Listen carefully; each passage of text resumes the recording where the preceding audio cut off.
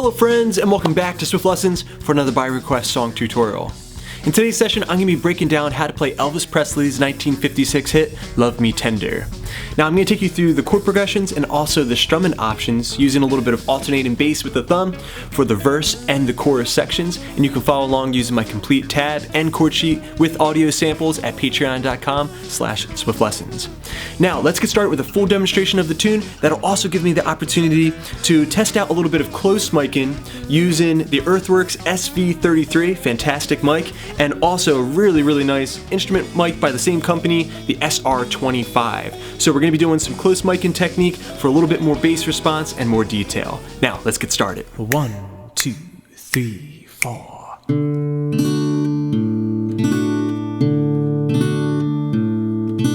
Love me tender, love me sweet, never let me go. You have made my life complete, and I love you so. Love me tender, love me true, all my dreams fulfill. For my darling, I love you, and I always will. Love me tender, love me long, take me to your heart. For it's there that I belong, and will never part. Love me tender, love me true, all my dreams fulfill. For my darling, I love you, and I always will. Love me tender, love me dear, tell me you are mine. I'll be yours through all the years, till the end of time. Love me tender, love me true, all my dreams fulfill. For my darling, I love you, and I always will. Okay, close look at the fretboard and also my pick in hand. We're in standard tuning, key of D major. Getting started with our verse section. We have 2 lines of tablature to learn. I'm going to start off demonstrating line number 1, then I'll break it down, then we'll move on to line number 2. It's going to sound like this. 1, 2, 3, 4.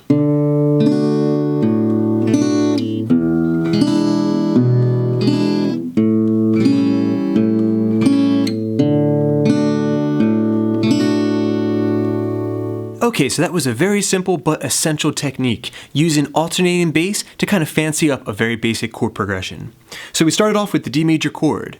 We struck the D string open, and then we strummed down on the G, B, and high E strings. Now all this work is being done with the thumb. Then we're going to alternate to the A string and strum again. So, D, strum, A, strum. Now we're going to go to an E7 chord. So, create an E major chord shape, but add your pinky to the 3rd fret of the B string. And if you're not familiar with all the chords that I'm showing in this lesson, then be sure to download the tablature and chord sheet, which has those diagrams.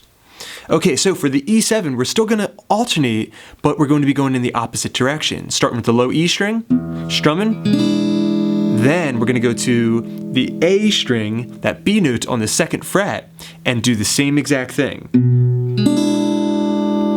Okay, so far you have two measures, D major, 1, 2, 3, 4, the E7, 1, 2, 3, 4, being sure to strum from the D string down for that E7 chord. Alright, then we're moving on to the A7 chord, where he's not going to alternate. I think it goes a little bit better with the vocal melody, so this guitarist chose not to alternate on this particular chord in this particular spot in the progression. So for the A7 chord here, measure number 3, just bass, strum using the A string. Then we're back to the D major chord to finish up that line of tablature. Okay, you put that whole thing together and it sounds like this. Love me tender, love me sweet, never let me go. Alright, now moving on to line number 2 in your verse section. Okay, taking a look at line number 2, you're going to notice that it's the exact same thing, except on measure number 3, we're going to alternate on that A7 chord. So, we start off again with the D major chord.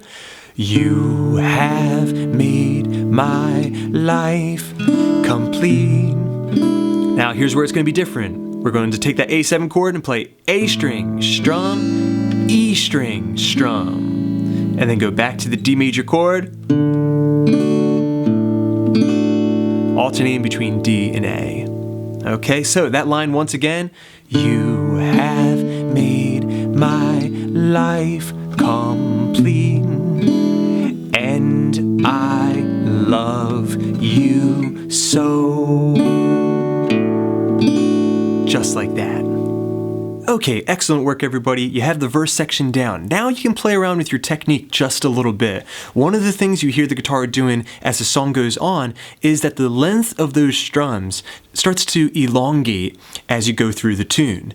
So you can mess around with two different techniques for this. You can hit the root note and then just use your thumb to go down the strings, but be sure to break the chord apart in more of a sweep-in motion. So that way you can hear the individual strings. Something along those lines. But one of the things that I like to do is drag my thumb down and use my middle finger to pluck the very last string. And then you can use that technique on each of these different chords.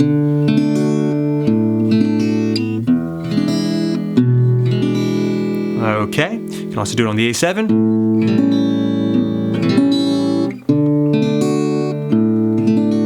Just like that. So, very, very useful technique that you can use for your own original music. Definitely something that adds a little bit more flair to the progression. Okay, excellent work everybody. We have the verse section down. Now we're jumping into the chorus section. I'm going to be showing you two different ways of playing this. The beginning of the song has more of a simple approach. Then in the latter half of the song, there's an extra chord that gets thrown in and a small variation to the rhythm technique. Now, there's going to be some more tricky chords in this, so be sure to follow along using the tablature. And later, as you're practicing through this tune throughout the week, you can use the players that are built into the PDF for the audio samples. Okay, getting started with a demonstration of the chorus section. Tackling your first line of tablature. 1, 2, 3, 4.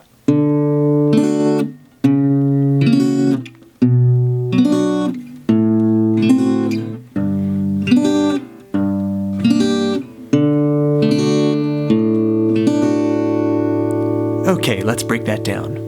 Okay, taking a look at the first measure here, we have the D major chord, striking the root note D, and strumming.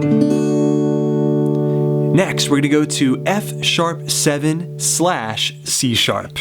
Okay, so you could just take a regular F7 chord, F sharp 7 chord, barring the 2nd fret, and putting your ring finger on the 4th fret of the D string and your middle finger on the 3rd fret of the G string, okay, making sure the thumb is down low so that your hand straightens, your index finger gets very straight. We're going to pluck the A string and then strum down from the D string to the high E string. Okay, so now in my demonstration you saw that I didn't bother to bar all of these strings. I just barred from the D string to the high E string, so I end up in this kind of configuration. Okay, so either of those hand positions are going to work just fine. So far you have love me tender. Okay, now measure 2, we're going to B minor. Okay, so barring the 2nd fret again and setting up a minor shape. 4th fret of the D string, G string, 3rd fret of the B string. A standard B minor bar chord. Okay, we're going to do the bass strum, A string, and then strum from the D string down. Next, transition to a D7 chord shape, 2, 1, 2, and we're going to hit the A string, and then strum that chord. Okay, so this is technically a D7/A. Okay, you put that together and it sounds like this. 2 measures of music. Love me tender, love me true. Okay, next we're going back to a bar chord. We're going to a G major bar. So, bar the 3rd fret. Again, the thumb is nice and low so the index finger straightens, and set up your major shape. 5th fret of the A, D, and the 4th fret of the G string. Here we're going to do another bass strum technique. So, hit the low E string, then we're going to strum from the D string down. Okay. Next, we're going to a chord called G minor 6. Now, my middle finger is going to the 3rd fret of the low E string. My index finger down to the D string. That's going to be the 2nd fret, so the 6th note of the G scale. Okay. Then, with my ring finger, I'm going to bar across the G string, B string, and high E string, 3rd fret. So it sounds like this. Beautiful chord shape, G minor 6. So that measure will sound like this with the G and G minor 6. One more time. It will definitely take a little bit of practice to get that part down. Then finish up this line of tablature with the D major chord going D, strum, A strum. Just like that. You put that entire line of tabs together and it sounds like this. D major, F sharp, B minor, D7/A, G major, G minor 6, and D. Okay, now moving on to the 2nd line of tablature for this chorus section. Demonstrating line number 2 of your chorus. 1, 2, 3, 4.